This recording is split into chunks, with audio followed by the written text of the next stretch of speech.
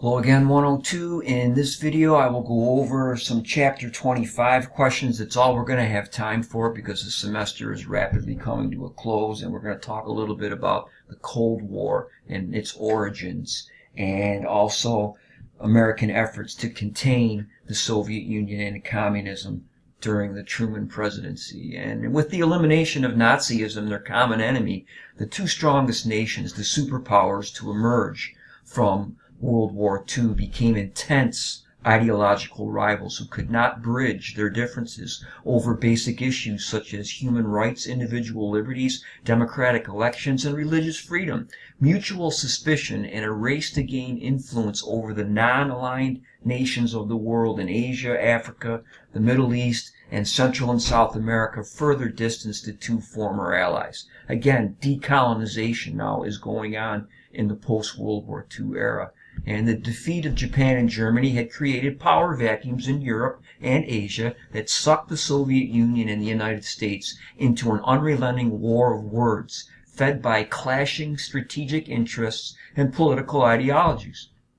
The post-war world was thus an unstable one in which international tensions shaped domestic politics. There'll be another Red Scare in the United States, as well as foreign relations. The advent of atomic weapons was both a blessing and a curse. Such weapons of mass destruction made the very idea of warfare unthinkably horrific, and in turn, it made national leaders more cautious to avoid letting disputes get out of hand.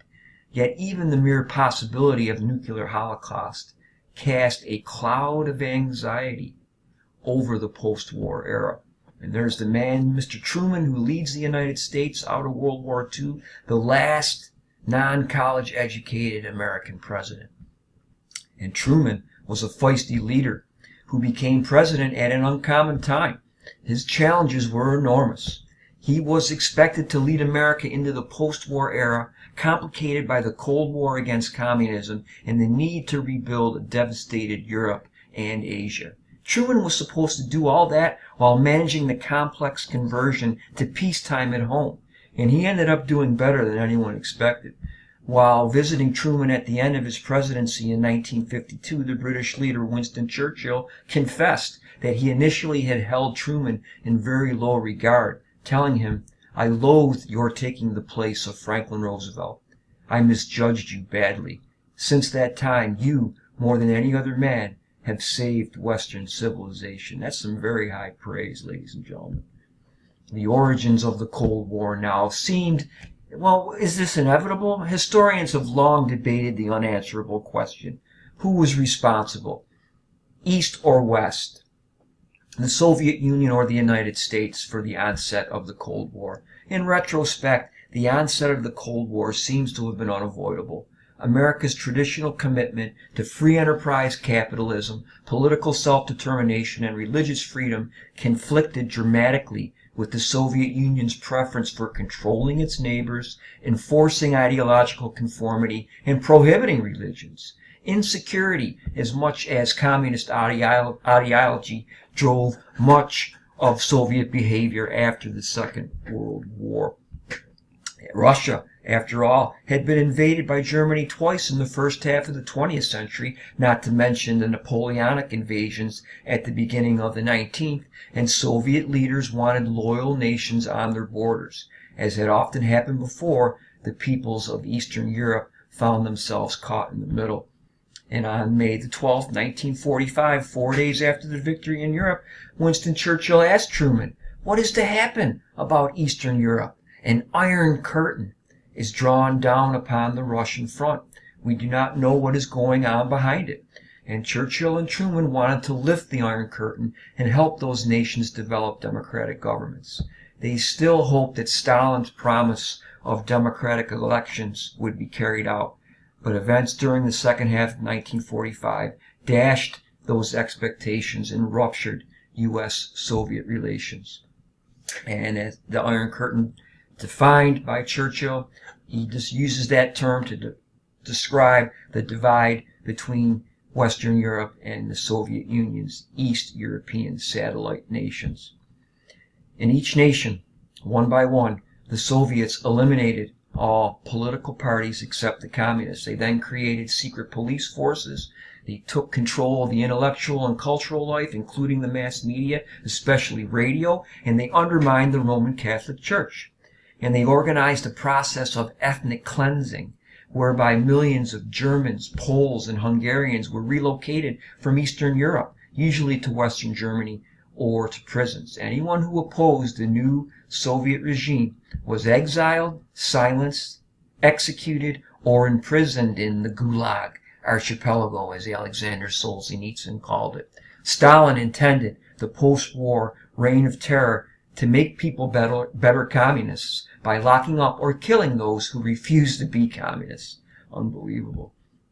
Stalin's promises at Yalta to FDR to allow open elections in nations controlled by Soviet armies had turned out to be lies. And there's a conference that takes place after the victory in Europe at Potsdam in Germany, and this is where Truman met Stalin for the first time. And Clement Attlee had taken over in Britain. Churchill was voted out of office, ladies and gentlemen. The Labour Party under Attlee comes back into power. The containment policy comes out of George Kennan's long telegram. Stalin and other leaders, Kennan added, could not imagine permanent, peaceful coexistence with capitalist nations. The Soviet goal was to build military strength while promoting tensions between the capitalist democracies and subverting their stability by all possible means. And there's Mr. Kennan, who is a keen expert on Soviet ideology, and he is the one who authored the Doctrine of Containment. The best way for the United States to deal with such an ideological foe, Kennan advised, was not military confrontation. Instead, he called for patient, persistent, and firm strategic efforts to contain Soviet expansionism over the long term without resorting to war. Creating such unalterable counterforce, he predicted, would eventually cause either the breakup or the gradual mellowing of Soviet power, because communism, in Kennan's view, was an unstable system that would eventually collapse, man was he prescient, if Americans were patient and helped post-war Europe rebuild its economies. In its broadest dimensions, Kennan's call for firm and vigilant containment of Russian expansive tendencies echoed the outlook of Truman and his advisors and would guide U.S. foreign policy for decades. President Truman and his advisors, most of whom, unlike Kennan, they viewed containment as a military doctrine rather than a political strategy, and that's not how Kennan looks at it. It's not military, it's political. And it starts to unravel shortly after there's problems in Greece. And are the communists going to take over there? In 1946, on February the 21st, 1947, the British informed the United States government they could no longer provide economic and military aid to Greece. They would withdraw their 40,000 troops in 5 weeks and end all economic aid. They're broke. Truman quickly came up with his new strategy based on containment, the Truman Doctrine. And it's his program for containing communism in Eastern Europe and providing economic and military aid to any nations at risk of communist takeover. And he declared that since the communist challenge was worldwide, it had to be confronted everywhere around the globe. And that was not Kennan's intention. He's talking about Europe and the problems there. But the United States, Truman believed, must support free peoples who are resisting attempted subjugation by armed minorities or by outside pressures. And in this single sentence, the president established the foundation of U.S. foreign policy for the next 40 years. In Truman's view, shared by later presidents, the assumptions of the domino theory made an aggressive containment strategy against communism a necessity. In the spring of 1947, most of post-war Europe remained broke, shattered, and desperate. Factories had been bombed to rubble, and railroads and bridges had been destroyed. People were starving for food and for jobs, and political unrest was growing, not just in Greece. By 1947, socialist and communist parties were emerging in many European nations, struggling to recover after the war, including Italy, France, and Belgium. The crisis in post-war Europe required bold action, and this is where the Marshall Plan is developed. And it is Secretary of State Marshall's post-World War II program for providing massive United States financial and technical assistance to war-torn European countries. And it was intended to reconstruct the European economy, neutralize communist insurgencies, and to build up secure foreign markets for American products. And this is the nice cartoon, the lifeline of the Marshall Plan. And notice the Soviet Union lurking. Russia is lurking in the background. This is a pretty cool cartoon. And the Marshall Plan exceeded the hopes of its founder. From 1948 to 1951, the plan provided $13 billion to 16 European nations to help revive their war-ravaged economies. This was offered to the Soviet Union, but they refused to participate. They called it dollar imperialism. And the Marshall Plan returned prosperity to Europe. The British Foreign Minister called the plan a lifeline to sinking men. Wildly successful.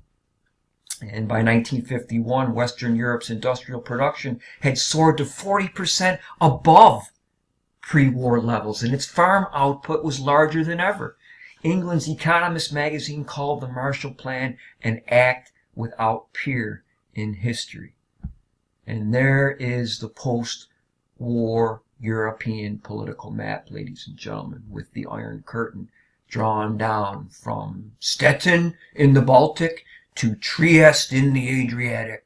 And here are all the different zones of occupation by the victorious nations of World War II. And anything behind the Iron Curtain is controlled by the Soviet Union. They will block the city of Berlin, which is over 100 miles inside of communist East Germany, and only an airlift of all supplies that went on almost for a year saves the city of Berlin from starvation. And eventually the Soviets ended their blockade of the city. And that's all we're going to have time for in Chapter 25, ladies and gentlemen.